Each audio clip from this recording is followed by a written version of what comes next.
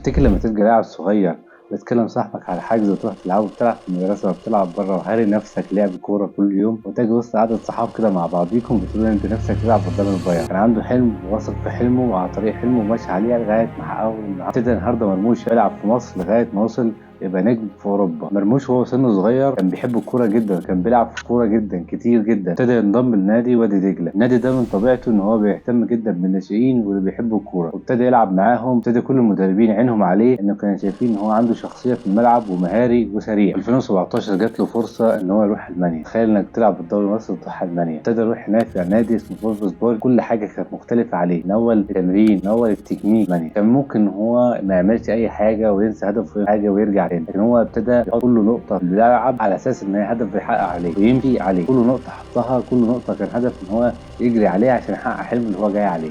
بس مرموش كان قد التحدي وقدر يثبت نفسه واحده واحده لغايه ما ابتدى ويلفت الانظار. كمان انت وشغال بتحقق حلمك وماشي عليه، في حاجات معينه كده تريكات بتطلع لك هي دي اللي بتصنعك. وهنا الإعارات اللي صنعت النجم نفسه. في 2020 اتعرض لفريق أنت باولي دوري الدرجة الثانية من خلال فولفسبورج. كمان كانوا بيشوفوا إن هو كل ماتش بينزل فيه بيسيب بصمة فيه، وده خلى فولفسبورج يرجعه الفريق الأول. وفي 2021 مرموش لعب أول ماتش في البوندسليجا وسجل كمان هدف عالمي. لا مش بس إن هو لعب، لا كمان ربنا كرمه وسجل هدف عالمي. وبعدها كمان راح إعارة تانية لستوتجارت. الناس هناك حبوه جدا لأن كل ماتش كان بينزل كان بيسيب بصمة فيه. أنا عارف إن أنا ممكن أقول اسم الأندية غلط بس سامحوني. مش ما كانش بس نجم في أوروبا، لا وكمان كان مع المنتخب المصري.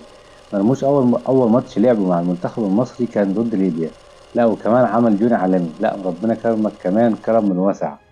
مرموش كان من أكتر الركائز بيركزوا عليها كل المدربين، إنه كان بيلعب أكتر من مركز في الملعب.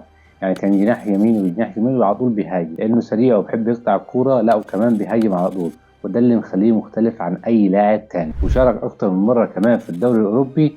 لا ومش بس كده، ده كمان سجل أهداف في موسم 23 وموسم 24.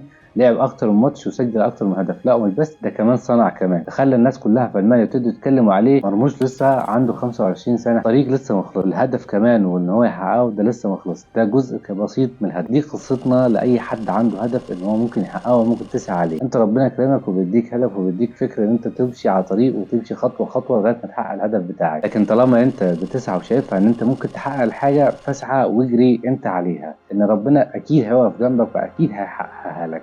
النهارده قصتنا كانت عمر مرموش. انا عبد الرحمن. سلام.